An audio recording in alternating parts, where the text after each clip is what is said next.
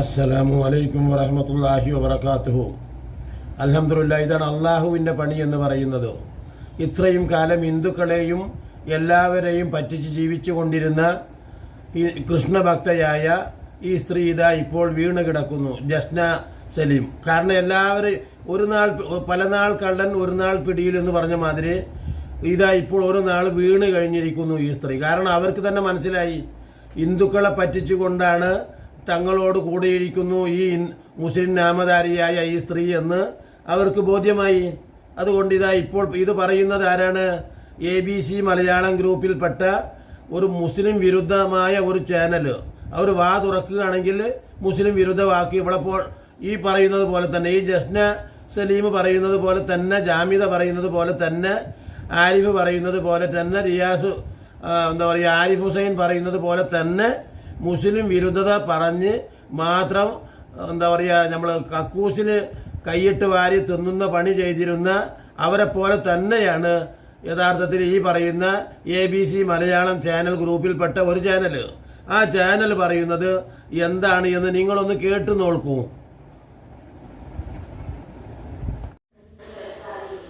നമ്മളൊരു ടോക്ക് കൊടുത്തിരുന്നു. അതായത് ഇവിടെ ഭഗവാൻ ശ്രീകൃഷ്ണന്റെ ചിത്രം വരയ്ക്കുന്ന ഒരു മുസ്ലിം യുവതി, ആ യുവതിക്കെതിരെ വലിയ രീതിയിൽ സൈബർ ആക്രമണം നടക്കുന്നു എന്ന് പറഞ്ഞാണ് അന്ന് പ്രശാന്ത് ഏട്ടൻ സംസാരിച്ചത്. ആ ടോക്കിന്റെ അടിയിൽ വന്ന കമന്റുകളുടെ അടിസ്ഥാനത്തിൽ നമ്മൾ ഇതിൽ വിശദമായ ഒരു അന്വേഷണം നടത്തി. അപ്പൊ അന്വേഷണത്തിൽ നമുക്ക് പലതും അറിയാനായിട്ട് സാധിച്ചു. ഇവരുടെ കൊടുത്ത കേസുകൾ, ഇവർ പല ആൾക്കാർക്കെതിരെയും കേസ് കൊടുത്തിട്ടുണ്ട് എന്ന് നമുക്ക് മനസ്സിലാക്കാനായിട്ട് സാധിച്ചു. അതായത് 2011 മുതൽ 2020 വരെ നിരന്തരമായിട്ട് 10-ലേറെ കേസുകൾ, ഇവരുടെ FIRന്റെ കോപ്പികൾ നമ്മൾ എടുത്തു. ഇവർക്കെതിരെ ചില കോടതിയുടെ നിരീക്ഷണങ്ങൾ വന്നിട്ടുണ്ട്, അത് നമ്മൾ എടുത്തു.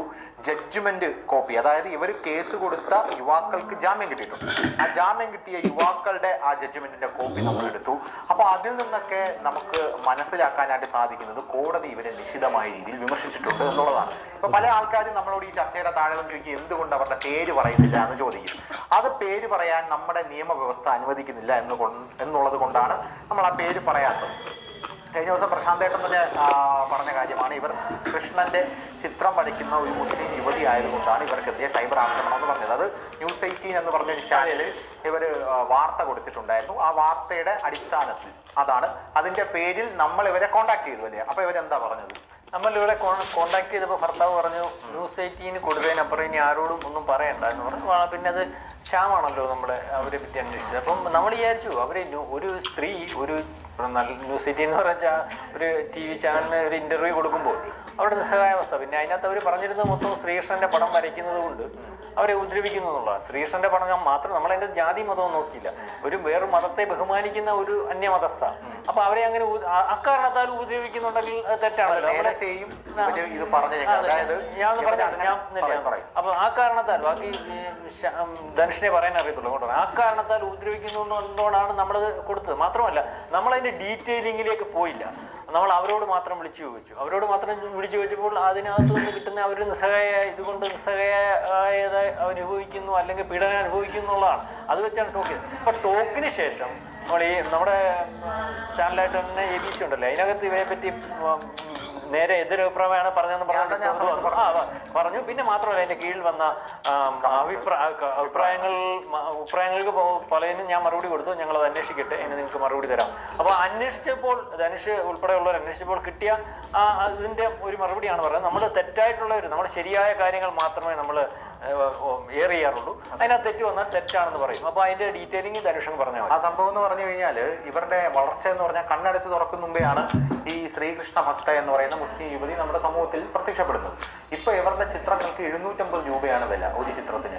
ഗുരുവായൂർ മേൽശാന്തി ഇവര് ചിത്രവുമായിട്ട് ഗുരുവായൂർ അമ്പല നടയിലെത്തുമ്പോൾ മേൽശാന്തി ശ്രീകൃഷ്ണന്റെ 4 അമ്പലത്തിൽ നിന്നും പുറത്തേക്ക് ഇറങ്ങി വരും. കാരണം അഹിന്ദുക്കൾക്കകത്ത് പ്രവേശനമില്ലല്ലോ. പുറത്തേക്ക് ഇറങ്ങി വന്ന് ഇവരുടെ ചിത്രങ്ങൾ വാങ്ങിച്ചു കൊണ്ടുപോകുന്ന ഒരു കാഴ്ചയാണ് കാണാനായിട്ട് സാധിക്കുന്നത്.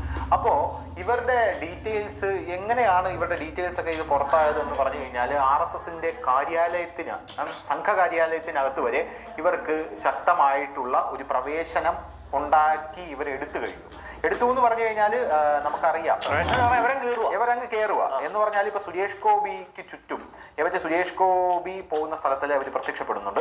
സുരേഷ് ഗോപി കളക്ടറേറ്റിൽ സുരേഷ് ഗോപിയുടെ വിജയത്തിന്റെ സർട്ടിഫിക്കറ്റ് വാങ്ങിക്കാൻ വന്നപ്പോൾ ഇവരവിടെ ഉണ്ടായിരുന്നു, ആരും വിളിച്ചിട്ടില്ല.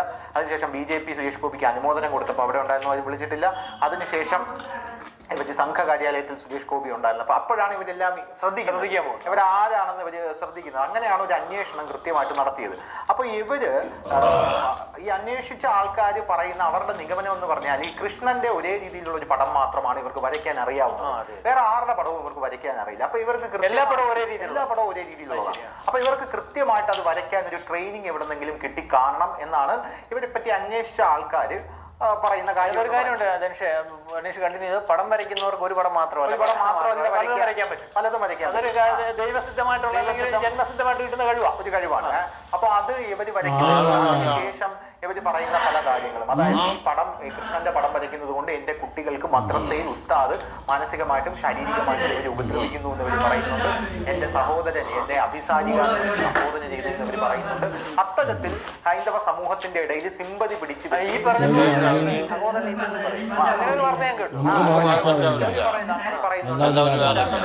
സമൂഹത്തിന്റെ ഇടയിൽ സിമ്പതി പറ്റി ഇവരിങ്ങനെ വളർന്നു. ഇതിന്റെ കംപ്ലീറ്റ് ഇവർ കൊടുത്ത FIR, യുവാക്കൾക്ക് FIR, ഇതിന്റെ കംപ്ലീറ്റ് ഡീറ്റെയിൽസ് കാര്യങ്ങളെല്ലാം നമ്മൾ തപ്പിയെടുത്തു. അവർക്ക് ജാമ്യം കിട്ടിയപ്പോൾ ആ ജാമ്യം കാര്യങ്ങൾ എല്ലാം 2000 ഇവർക്ക് ഇതിനു മുമ്പ് എന്തായാലും